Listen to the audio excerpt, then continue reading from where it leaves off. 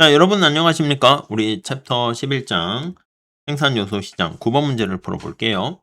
자, 9번 문제는 잘 보시면 이론적으로 봤을 때, 이 경작에서 늘상 얘기하는 게 이론적으로 봤을 때, 현실에서는 이렇게 봅니다. 자, 이론적으로 봤을 때 생산요소 시장에서 가격은 유일한 수준으로 결정되는데, 그냥 노동시장이라 할게요. 노동시장에서 이 가격이 뭐가 되겠어? 임금.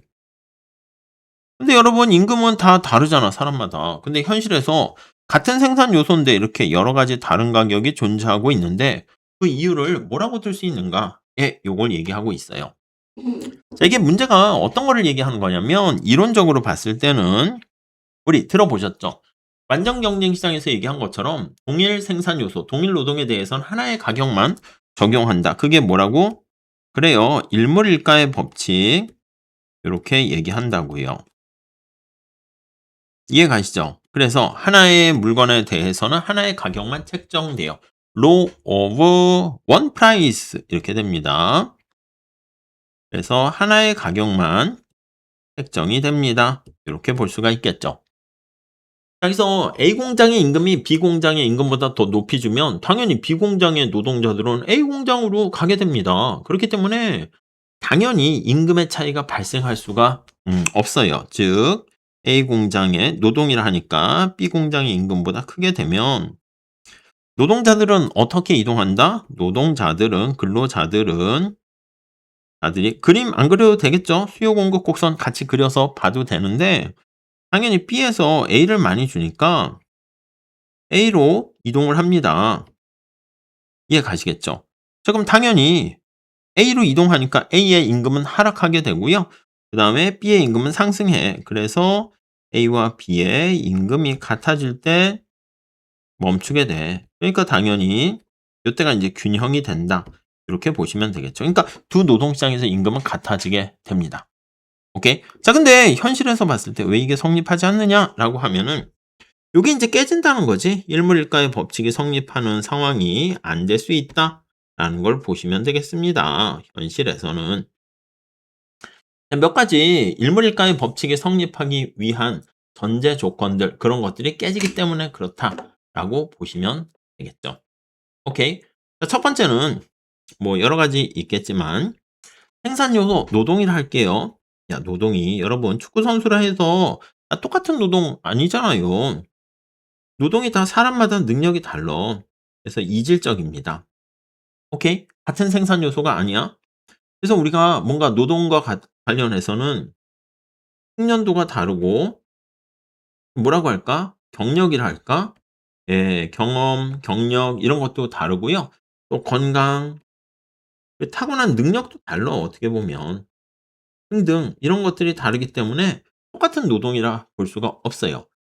아니 목수라 해도요. 같은 목수라 해도 20년 경력자와 초보자는 다른 거죠. 저도 손흥민 선수랑 같은 공격수 포지션인데 연봉을 손흥민만큼 줘야 되지 않겠습니까? 뭔 소리야. 무슨 말씀인지 아시겠죠? 다음 두 번째는요. 정보가 불완전합니다. 현실에서는 정보가 완전하면은 이동하겠죠. 근데 이동 장벽도 있고요. 좀 몰라요. 정보가 불완전하다. 불완전성 이렇게 쓸까요? 그러니까 이게 내가 정보를 구하는 것도 탐색하는 데 있어서 비용이 발생합니다. 이 비용이 굉장히 또 대가를 많이 치르게 된다. 이렇게 보시면 돼요. 자, 그렇기 때문에 탐색에 따른 한계 편익이 한계 비용보다 크게 되면 탐색을 계속하게 되는 것이고요. 비용이 크면 탐색을 그만하게 되는 거죠. 세 번째는 오케이. 내가 정보도 알았고 능력도 보니까 똑같아. 나도 여기 나와 있는 것처럼 요쪽 파트 노동이 이동할 수 있다고 그랬잖아요. 이렇게 A 지역에서 B 지역으로 이동하려고 그러는데 현실에서는 이동을 못 해요. 나도 저쪽에 서울 강남에 살아야지 집값이 높아서 갈 수가 없잖아. 그렇기 때문에 이동의 불안전성 이렇게 보시면 돼요. 불안전하다는 것은 이제 비용이 발생하게 돼서 이동하기가 어렵다. 그래서 우리가 이거를 이동 장벽이 존재한다라고 보시면 되겠습니다. 오케이? 이해 가시겠죠? 그래서 국가 간의 이동은 거의 이민 규제 때문에 아예 갈 수도 없고요. 다음 네 번째. 보상 임금 격차라고 할 수 있습니다. 보상 임금 격차. 아니, 우리 노동자 측면에서의 이질적인 게 아니고 직장에서 일자리를 할 수 있겠죠.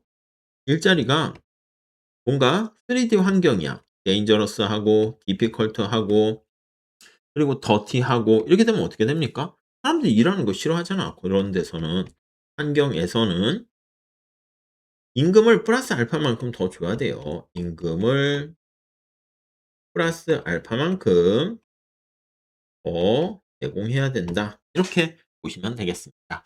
오케이. 그래서 아담 스미스도 그런 얘기합니다. 노동자가 중시하는 것은 임금, 돈이 아니라 일자리가 주는 여러 가지 전체적인 만족이야. 산업재해가 있는 위험한 곳이라든가 야간 교대 근무라든가 뭐 고용이 불안정한다거나 뭐 일이 너무 빡세. 그렇게 되면은 당연히 뭔가 플러스 알파를 안 주면 안 가게 되겠죠. 그다음에 이제 시장의 불안정 경쟁과 제도적인 요인 같은 것도 있습니다.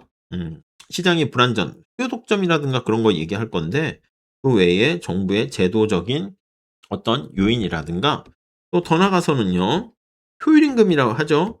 이것도 우리 많이 할 거야. 미시에서도 하고 어시에서도 할 겁니다. 효율성을 높이는 임금이다 해서 고임금이라고 보시면 돼. 임금은 이제 비용으로만 생각할 수 있는데 임금을 많이 주게 되니까 노동자들이 훨씬 더 열심히 일을 할 수 있다는 것이죠. 그다음에 또 뭐가 있을까? 차별.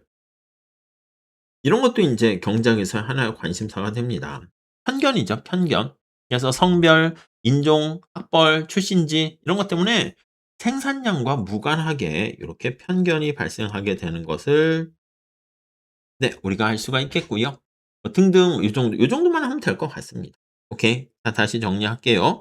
이론적으로는 노동의 이동이 자유롭고 뭐 여러 가지 정보가 완전하면 동일 노동 동일 임금 그리고 하나의 물가에는 하나의 뭐 법칙만 성립해야 되는데 이 동일 노동이 아닐 수가 있단 말이야. 노동의 이질성이라든가 정보가 없다거나 이동 장벽이 있다거나 등등 그렇게 되면 현실에서는 음 노동에 대해서 이렇게 같은 생산 요소, 같은 노동인데도 다른 가격이 존재한다. 이렇게 보시면 되겠습니다. 네, 이 정도까지만 할게요. 감사합니다.